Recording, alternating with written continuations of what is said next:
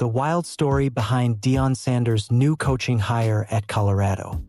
Deion Sanders has never been afraid of a bold step, a loud statement, or a leap into the unknown. But even for a man who built an entire career on swagger and instinct, his newest coaching hire at Colorado feels like something different, something wilder, something rooted not in flash but in fate. When Sanders reached into a world far beyond the NFL pedigree he normally gravitates toward and pulled out Brennan Marion to become the architect of Colorado's offense, it wasn't just a hire.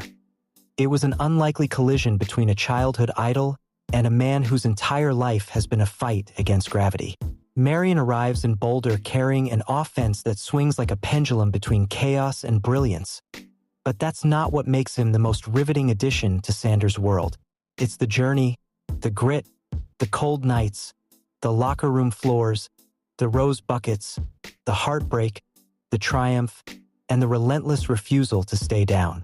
His story is the type Hollywood likes to pretend it can manufacture, except this one is real, raw, and carved into a man who learned early that no one was coming to save him. It began in Greensburg, Pennsylvania, outside Pittsburgh, where a single mother with calloused hands and a stubborn heart raised her boys with nothing but resolve and the nightly scent of roses she hawked in bars, weaving dollar bills into survival as her children watched the world from a perspective most kids their age never touch. For young Brennan, football was less a sport and more a flickering light in a long tunnel, something his mother barely had the means to allow him to chase. She was making $4.35 an hour when he begged to join a youth team, and the $25 fee felt like a luxury they couldn't afford. She threw the money on the floor with a warning that it might cost them electricity or food, but she did it anyway, letting a dream breathe in a house that had so little room for one. And then he ran onto that field and scored 5 touchdowns in his first game, and suddenly the world felt like it had cracked open just a little for a boy who had no idea how much darkness still lay ahead. Years later, that same boy ended up in California as a junior college athlete, thousands of miles from home, in one of the wealthiest tech corridors on Earth, surrounded by innovation and privilege but living in shadows most people never see. Brennan Marion didn't just struggle, he was homeless, sleeping in a locker room or press box at De Anza College, eating electrolyte pills to get through nights that stretched like winter. Cupertino hummed with the power of Apple money, but Marion's world was small, cold, and improvised, until a coach finally took him in and gave him something stable enough to survive. But he kept fighting, kept climbing, and eventually caught the eyes of Gus Malzahn and Mike Norvell, who brought him to Tulsa, where he became the human embodiment of explosiveness on the field, a receiver who shattered the NCAA single-season yards per catch record with a staggering 31.9. Back then, the NFL didn't feel like a dream. It felt like a destiny.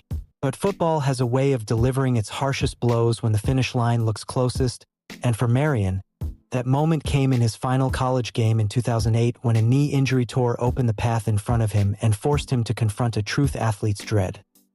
Talent cannot outrun the body forever. Undrafted but determined, he clawed his way into a chance with the Miami Dolphins, only for more knee trouble to slam the door between him and the league he thought he would call home. And when it shut, he didn't break. He reinvented. Coaching arrived like a second life, one he attacked with the same restless creativity that once drove him to tinker with football video games as a kid, creating formations and plays instead of just enjoying the simulated victories. His uncle remembers it vividly, the moment young Brennan stopped playing games and started studying them, started building things from scratch, started designing. Nobody should have been surprised he grew into a coach who rejects convention and bends a playbook into something uncomfortably unpredictable for defenses. That philosophy eventually became the go-go offense, a frenetic, run-heavy, triple-option-infused scheme that disguises itself as chaos before punishing teams vertically. It's the system he used at Howard to orchestrate one of the greatest upsets in modern college football, toppling UNLV as a 45-point underdog in 2017. It's the system he used at Sacramento State to take a 3-9 team and turn it into a gritty 7-5 program built on deception, tempo, and the idea that lesser-talented rosters don't have to play small.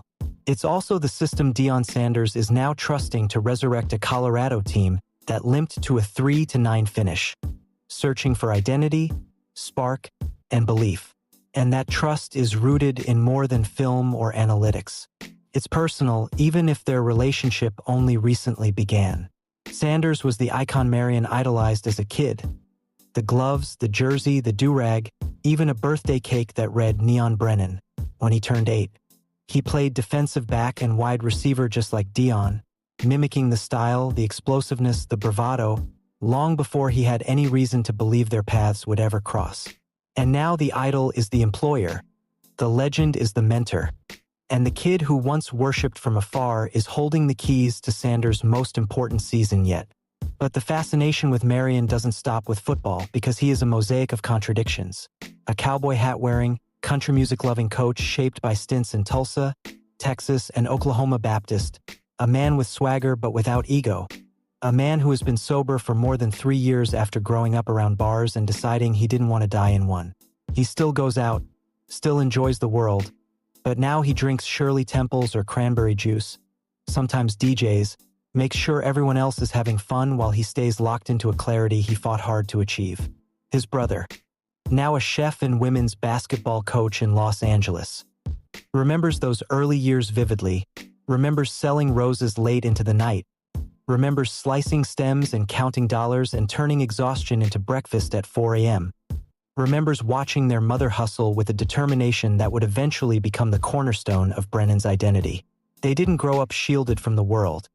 They grew up in the middle of it, seeing danger in one direction and opportunity in the other, and choosing every day not to drift toward the former. And all of that, every scar, every night in a locker room, every cut rose, every broken knee, every play scribbled in a notebook, walks with Brennan Marion into Colorado's football building. He is not simply an offensive coordinator. He is a manifestation of everything Sanders claims to value: resilience, fearlessness, innovation, and a fire that refuses to go out.